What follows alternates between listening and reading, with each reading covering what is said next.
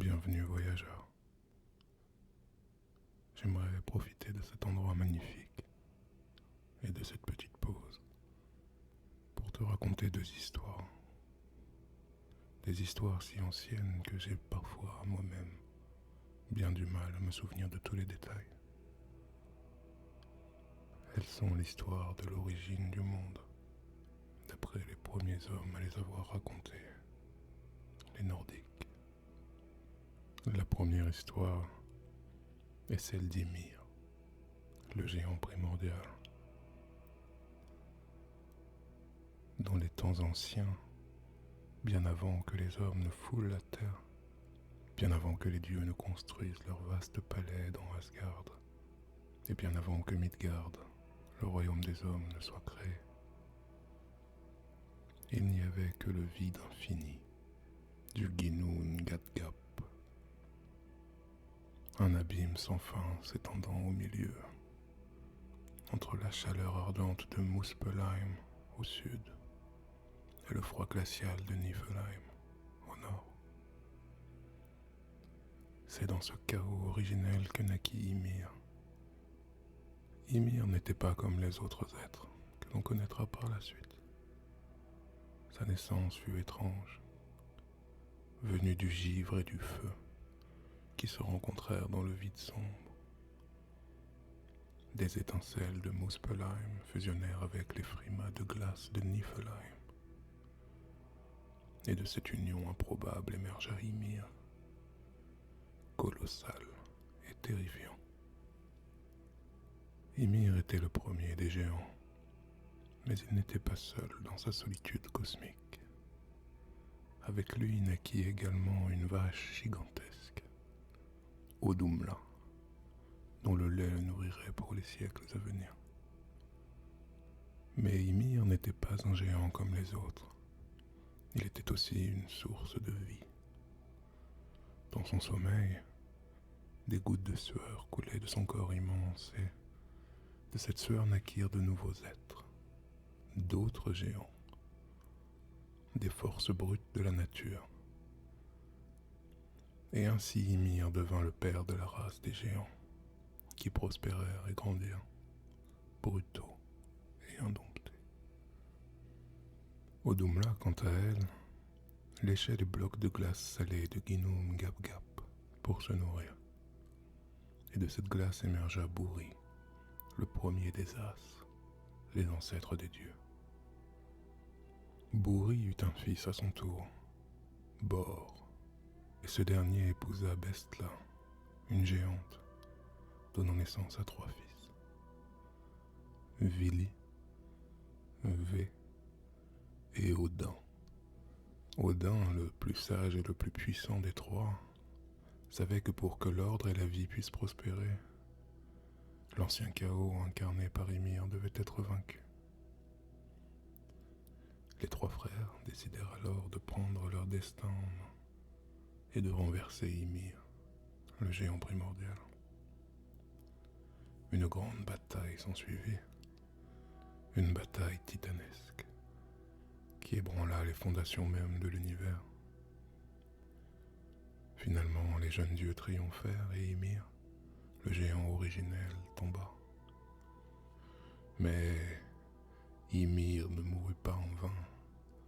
De son corps massif, les dieux modelèrent le monde que nous connaissons aujourd'hui. Son sang se déversa en torrents, créant les mers et les océans. Sa chair devint la terre, ses os les montagnes et ses dents les falaises. De ses cheveux naquirent les arbres et les forêts, et son crâne gigantesque devint le ciel au-dessus de nous, maintenu par 4 nains, nommés Nordri, Sudri, Ostri et Vestri. Quant à son cerveau, il fut projeté dans le ciel, et il se transforma en nuage. Ainsi des restes d'Ymir, les dieux créèrent Midgard, le monde des hommes, un endroit où la vie pouvait croître et prospérer. Mais même après sa mort, l'esprit de Ymir continua de hanter le monde, car les géants, ses descendants, n'oublièrent jamais ni leurs ancêtres, ni ceux qui engendrèrent sa fin. Et ils jurèrent de se venger des dieux, un jour, d'une manière ou d'une autre. C'est ainsi que l'histoire d'Ymir, le géant primordial, est restée gravée dans les mythes du Nord. Sa vie et sa mort sont à l'origine de toute chose, rappelant aux dieux, aux géants et aux hommes que de l'immense chaos naît parfois l'ordre, et que chaque création, aussi belle soit-elle, peut être bâtie sur les ruines d'une destruction. Ainsi se termine l'histoire d'Ymir, le premier géant, dont la vie et la mort façonnèrent les fondements mêmes de l'univers. Univers qui, après sa création des restes d'Ymir, demeurait sans structure pour le maintenir, laissant l'avenir du monde incertain. C'est alors qu'Yggdrasil sortit de terre. Yggdrasil était un arbre, immense et ancien. Il s'éleva au-dessus de tout ce que nos yeux de mortels peuvent imaginer. Un arbre dont les racines plongent profondément dans les royaumes des ténèbres et dont les branches s'étendent jusqu'aux cieux les plus lointains. Il est le grand arbre-monde de la mythologie nordique. Dans ses branches et à ses racines repose le destin de tout ce qui existe, des dieux aux hommes, des géants aux créatures fantastiques. Il est le pilier de l'univers. Yggdrasil est le lien entre tous les mondes. Imaginez un grand frêne, immense et majestueux, dont les racines s'enfoncent dans 3 royaumes distincts. La première de ces racines s'étend jusqu'à Asgard, le domaine des dieux, les puissants As. C'est ici, sous les branches ombragées de l'arbre, que se trouve le puits d'Ourd, où résident les 3 Nornes, Verdandi, Skuld et Urd. Ces tisseuses du destin sont chargées de façonner le passé, le présent et l'avenir de tout ce qui vit et respire. Chaque jour, elles arrosent l'arbre sacré avec l'eau du puits d'Ourd pour le maintenir vert et vigoureux. Car Yggdrasil porte le poids de tous les mondes et il se doit de rester fort. La deuxième racine plonge dans Jotunheim, la terre des géants. Ces êtres primordiaux, descendants d'Ymir, force brute de la nature. C'est ici que se trouve le puits de Mimir, la source de sagesse infinie. Mimir, l'être le plus sage, garde précieusement ses secrets, et même Odin, le roi des dieux, devra plus tard lui sacrifier un de ses yeux pour y boire et gagner la connaissance du cosmos et des secrets de l'univers. Par ce sacrifice, Odin nous montrera que même les plus grands doivent parfois céder quelque chose de précieux pour obtenir le savoir. La troisième racine d'Yggdrasil descend jusqu'au royaume de Niflheim, le monde glacial, où se trouve le puits de Hvergelmir, la source de nombreuses rivières. C'est ici que le terrible serpent Nidhogg ronge sans relâche la racine de l'arbre, espérant le détruire et ramener le chaos dans le cosmos. Nidhogg est l'ennemi de l'ordre, et son incessant travail de destruction est un rappel constant que tout ce qui existe est fragile, menacé par les forces du désordre et de la ruine. Mais Yggdrasil n'est pas seulement soutenu par ses racines. Ses branches s'étendent dans tous les mondes, créant un lien entre chaque être, chaque destin. À ses cimes, un aigle majestueux veille, observant tout ce qui se passe en dessous. Entre les racines profondes et les hautes branches, l'écureuil espiègle Ratatoskr court de haut en bas, portant des messages, souvent malicieux et malveillant, entre l'aigle en haut de l'arbre et Nidhogg en bas. Ratatoskr, avec son esprit aiguisé et sa langue acérée, maintient la tension entre les cieux et les profondeurs, un rappel constant des conflits qui sous-tendent l'univers. Des cerfs légers et agiles parcourent également les branches de l'arbre, broutant ses feuilles.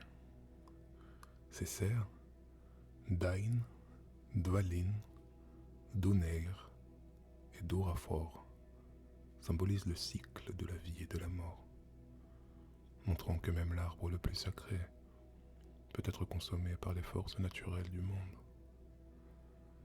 Mais malgré toute cette vie et toute cette agitation, Yggdrasil demeure, offrant ombre et soutien, vie et continuité. L'arbre est également un lieu de rencontre pour les dieux.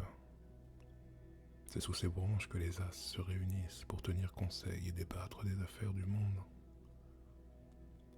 C'est là que les jugements sont rendus, les destins décidés et les alliances formées. Yggdrasil est à la fois témoin et participant aux grands événements du cosmos. Cependant, Yggdrasil n'est pas invincible.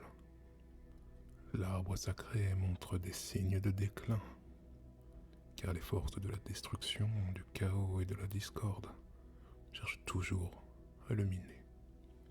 La prophétie du Ragnarok, ce grand crépuscule des dieux, annonce qu'un jour, même Yggdrasil tremblera et pliera. Ses branches seront brisées et ses racines arrachées. Mais même alors, l'espoir demeure, car de ses restes un nouvel arbre pourrait pousser, un symbole de renaissance, de renouvellement et d'espoir.